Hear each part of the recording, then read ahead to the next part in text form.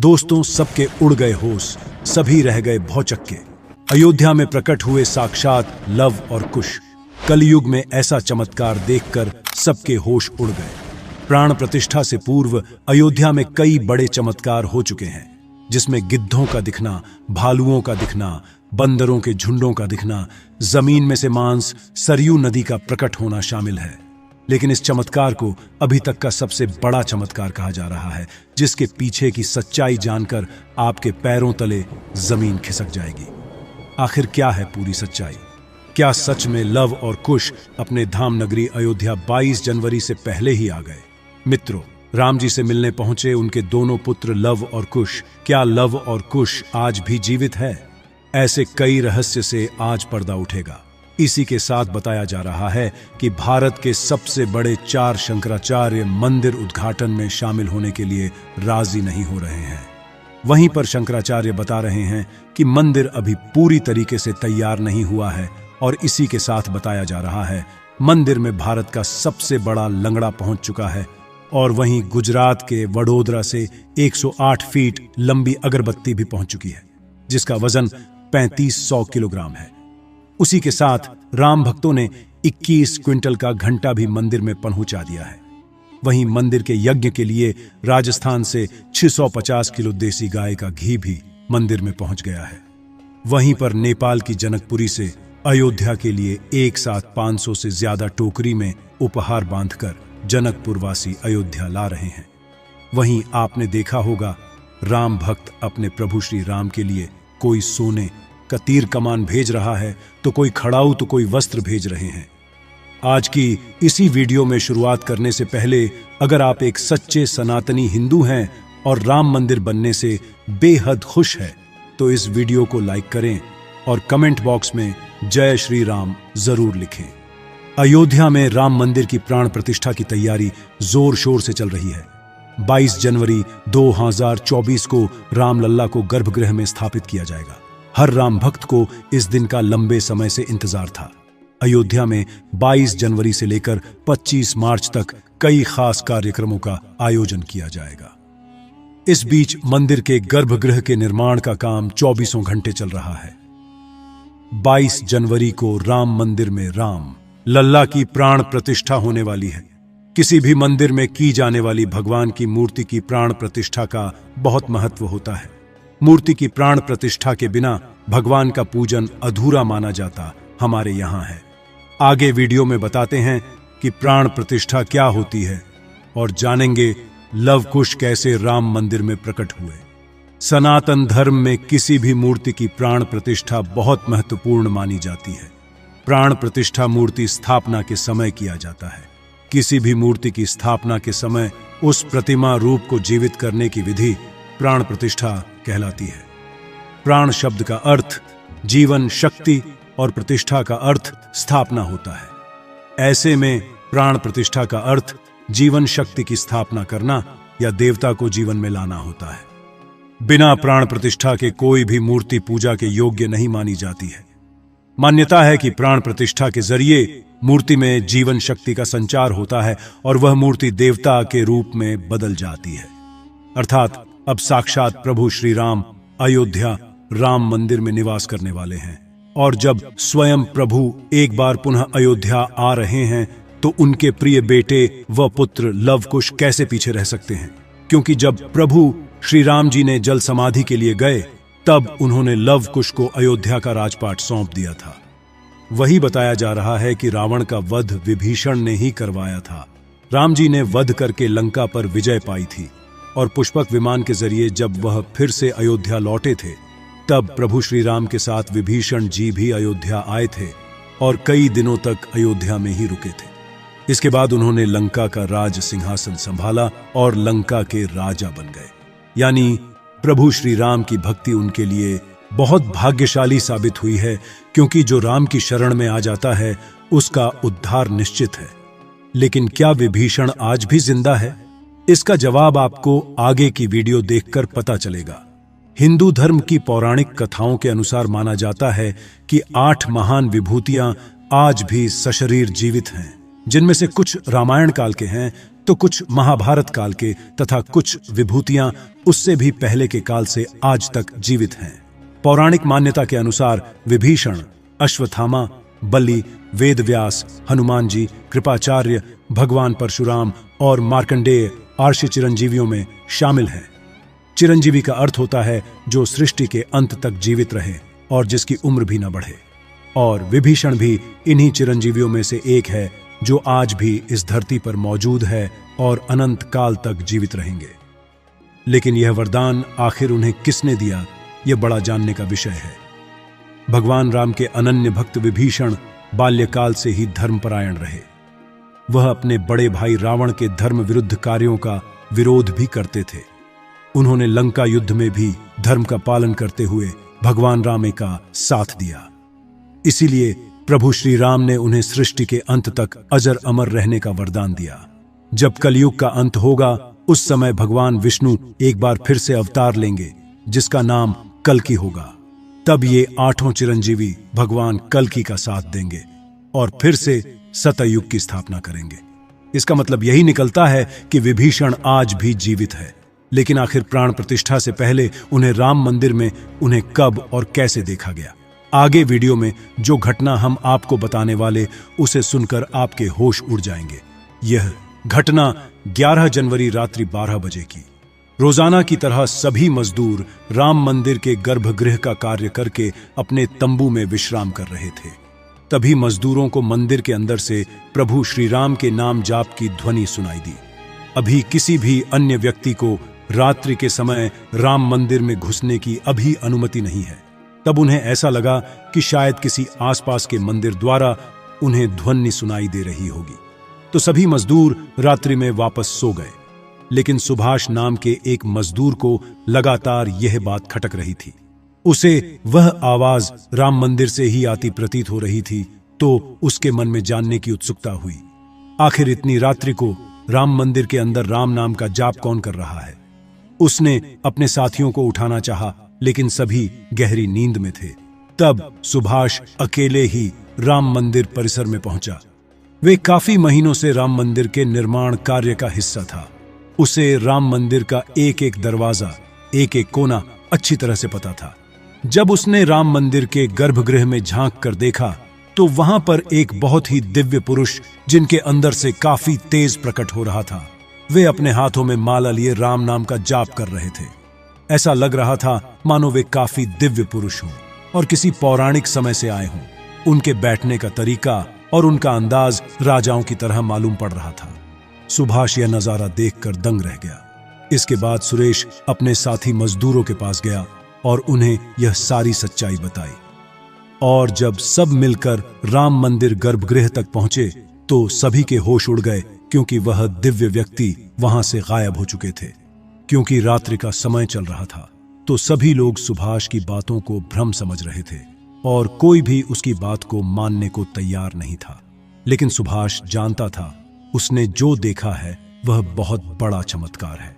लेकिन उसके मन में एक ही सवाल था कि रात्रि 12 बजे राम मंदिर में राम नाम का जाप करते हैं वह दिव्य पुरुष आखिर थे कौन?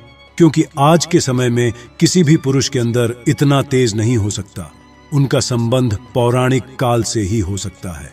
और अगर रामायण काल की बात करें तो 2 ही शख्सियत हैं जिनके होने का दावा आज भी कलयुग में कहा जाता है। पहले हैं हनुमान जी और दूसरे हैं विभीषण। तो पूरी संभावना यही है कि सुभाष ने राम मंदिर में रात्रि के समय जिस महापुरुष को देखा था वह राजा विभीषण हो सकते हैं, क्योंकि वह आज भी धरती पर जीवित है और 8 चिरंजीवियों में से एक है। ऐसे दिव्य मौके पर राम मंदिर में कई चमत्कार लगातार हो रहे हैं। जहां कहीं दिव्य शक्तियां भी राम भगवान के स्वागत के लिए अयोध्या आ पहुंची है। राम मंदिर के उद्घाटन की तैयारी अब अंतिम चरण में है। इस बीच एक ओर जहां श्री राम जन्मभूमि तीर्थ क्षेत्र ट्रस्ट लगातार तैयारी की जानकारी साझा कर रहा है, वहीं राम मंदिर के इस महायज्ञ में देश का हर राम भक्त अपनी आहुति अर्पित कर रहा है। आने वाली 22 तारीख के मौके पर कई संत महात्मा और जिन भक्तों ने राम मंदिर के लिए संघर्ष किया वो सभी अयोध्या पहुंचेंगे। न केवल 22 जनवरी को बल्कि 12 जनवरी से ही मेहमानों का अयोध्या जाने का सिलसिला शुरू हो जाएगा। रामनगरी में 11,000 से ज्यादा वीआईपी मेहमानों के स्वागत की तैयारी की जा रही है। एक समय था जब यहीं अयोध्या में रामलला टेंट में विराजमान थे। आज पक्का घर सिर्फ रामलला को ही नहीं, बल्कि पक्का घर देश के 4 करोड़ गरीबों को भी मिला है। रामायण के समय में अयोध्या को स्वर्ग कहा जाता था। देवता इस स्वर्णिम नगरी कहते थे, क्योंकि यह नगर चारों तरफ से हर प्रकार की सुविधा से युक्त था। लेकिन जब मुगल आक्रांताओं ने भारत पर आक्रमण किया तो पूरे अयोध्या नगर को उजाड़ कर रख दिया। मंदिर के ध्वस्त होने के बाद कई सालों तक यह भूमि वीरान रही और किसी भी हिंदू सनातनी को इस क्षेत्र में आने की अनुमति तक नहीं थी। लेकिन पुनः प्रभु श्री राम जी की कृपा हुई। यहां श्री राम का भव्य मंदिर बनने के बाद यहां आने वाले लोगों की संख्या में बहुत बड़ी वृद्धि होगी। इसे ध्यान में रखते हुए सरकार ने अयोध्या में हजारों करोड़ रुपए के विकास कार्य किया है। राम मंदिर की प्राण प्रतिष्ठा से पहले प्रधानमंत्री मोदी ने अयोध्या में अलग अलग विकास कार्यों का उद्घाटन किया और महर्षि वाल्मीकि इंटरनेशनल एयरपोर्ट अयोध्या धाम भी लोगों को तोहफे में दिया। इस एयरपोर्ट को पूरी तरह से भगवान राम से जोड़ा गया है, जिसकी दीवारों पर भी आपको श्री राम से जुड़ी सजावट देखने को मिलेगी। इस एयरपोर्ट लिए आप सभी को हर हर महादेव। इस एयरपोर्ट के अंदर घुसते ही हमेशा लगता है हम फिर से रामायण काल में आ गए हो। आपको बता दें कि इस एयरपोर्ट को 20 महीने के रिकॉर्ड समय में तैयार किया गया है। उत्तर प्रदेश सरकार की ओर से अयोध्या एयरपोर्ट के लिए 821 एकड़ भूमि मुहैया कराई गई थी। 14 साल का वनवास पूरा करके और रावण का वध करके जब भगवान श्री राम पुनः अयोध्या पहुंचे थे तो अयोध्या के घर घर में दिवाली मनाई गई थी। हर घर में दीपक प्रज्वलित किए गए थे। तो जब अब पुनः प्रभु श्री राम अपने धाम को लौटने वाले हैं तो हम 140 करोड़ देशवासी आखिर कैसे पीछे रह सकते हैं। अयोध्या में विवादित स्थल पर 500 साल बाद प्रभु श्री राम के मंदिर निर्माण और श्री राम लल्ला की स्थापना के जश्न में 22 जनवरी को सिर्फ देश ही नहीं बल्कि पूरी दुनिया दिवाली की रोशनी से जगमग होगी। अयोध्या से पीएम मोदी ने देश के सभी 140 करोड़ लोगों से 22 जनवरी के दिन अपने घरों को श्री राम ज्योति नामक दीपक की रोशनी से अपने घरों को जगमग करने का आह्वान किया है। प्रधानमंत्री ने लोगों से हाथ जोड़कर यह प्रार्थना की है कि सभी देशवासी प्रभु श्री राम लल्ला की अयोध्या वापसी के जश्न में अपने अपने घरों को दिए से जगमग कर दें। यानी पूरे देश में इस बार 22 जनवरी को ऊर्जा, आशा, आकांक्षा और उम्मीद व जोश से भरपूर एक नई दिवाली देखने को मिलेगी। यह दिवाली सिर्फ देश ही नहीं बल्कि दुनिया के उन तमाम देशों में भी मनाई जाएगी जहां भारतीय लोग बसे हैं। इसी बीच अब राम मंदिर प्राण प्रतिष्ठा से पहले रामलल्ला के भक्तों के लिए एक और बड़ी खुशखबरी है। दरअसल अब रामलल्ला के गर्भगृह का मुख्य द्वार सोने से बनाया गया है, जो मंदिर के मुख्य द्वार के तौर पर स्थापित कर दिया गया है। राम मंदिर में सोने के दरवाजे की कुछ खासियत भी है। बता दें कि रामलल्ला के गर्भगृह में लगाए गए सोने के दरवाजे पर खूबसूरत नक्काशी की गई है। मंदिर के भूतल पर ऐसे 14 दरवाजे लगने वाले हैं। लेकिन दोस्तों, जब हम राम मंदिर को बनता हुआ देखते हैं तो हमें बड़ा गर्व होता है कि हम राम मंदिर को अपनी आंखों से बनता हुआ देख रहे हैं। हमें उस स्थान पर राम मंदिर के अंदर जाने का मौका भी मिलने वाला है। लेकिन एक समय ऐसा भी था जब यहां पर हजारों कारसेवकों ने इस मंदिर के निर्माण के लिए अपने प्राणों का बलिदान दे दिया था। 1528 ईस्वी में श्री राम मंदिर को बाबर के आदेश से उसके सेनापति मीर बाकी ने गिराकर वहां एक मस्जिद बना दी। इसके बाद से हिंदू समाज एक दिन भी चुप नहीं बैठा। वह लगातार इस स्थान को पाने के लिए संघर्ष करता रहा। 23 दिसंबर 1939 को हिंदुओं ने वहां रामलल्ला की मूर्ति स्थापित कर पूजन एवं अखंड कीर्तन शुरू कर दिया। विश्व हिंदू परिषद द्वारा इस विषय को अपने हाथ में लेने से पूर्व तक शहर दरबार श्री राम जन्मभूमि मुक्त कराने के प्रयास किए हिंदुओं ने किए, जिसमें देश के हर भाग से हजारों नर नारियों का बलिदान हुआ, पर पूर्ण सफलता उन्हें कभी नहीं मिल पाई। 2 नवंबर 1990 को तत्कालीन मुख्यमंत्री मुलायम सिंह यादव की सरकार में कार सेवकों पर पुलिस ने बर्बरतापूर्वक गोलियां चलाई थीं, जो कि सच में एक निंदनीय घटना है। उस समय अयोध्या के वासुदेव गुप्त, राजेंद्र धरकार, रमेश पांडे और कोलकाता के दोनों कोठारी बंधुओं सहित अनेक कार सेवक इसमें शहीद हो गए थे। नीचे कमेंट बॉक्स में आप इन्हें श्रद्धांजलि जरूर दें। लेकिन दोस्तों, कहते हैं जो सच होता है वो स्प्रिंग की तरह होता है, उसे जितना दबाया जाए वह उतना ही तेज गति के साथ ऊपर आता है।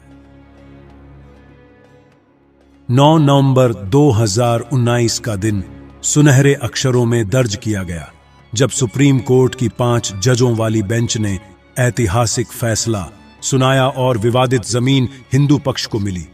और अब 22 जनवरी 2024 को भव्य राम मंदिर के अंदर रामलाल की प्राण प्रतिष्ठा होने वाली है। इस प्राण प्रतिष्ठा के भव्य समारोह में देश विदेश की 11,000 हस्तियों का आमंत्रण दिया गया है। लेकिन दोस्तों, कुछ राजनीतिक दलों ने राम मंदिर के इस भव्य समारोह में आने का न्योता ठुकरा दिया है। इसके संदर्भ में देशवासियों का कहना है कि दुनिया में देवता और राक्षस दोनों प्रकार के लोग रहते हैं। देवता मंदिर में प्रवेश कर सकते हैं, लेकिन राक्षस मंदिर के अंदर नहीं जाते। जो राजनीतिक दल मंदिर के प्राण प्रतिष्ठा में आने से मना कर रहे हैं, उन्हें इन्हीं राक्षसों के साथ जोड़कर देखना गलत नहीं होगा। जल्द ही राम मंदिर आम जनता के लिए भी खोल दिया जाएगा।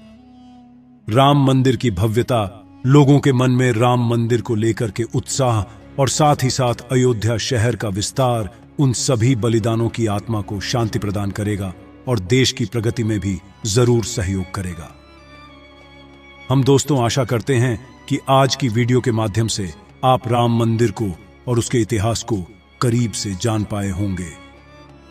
सभी हमेशा करते आज की वीडियो आपको पसंद आई होगी।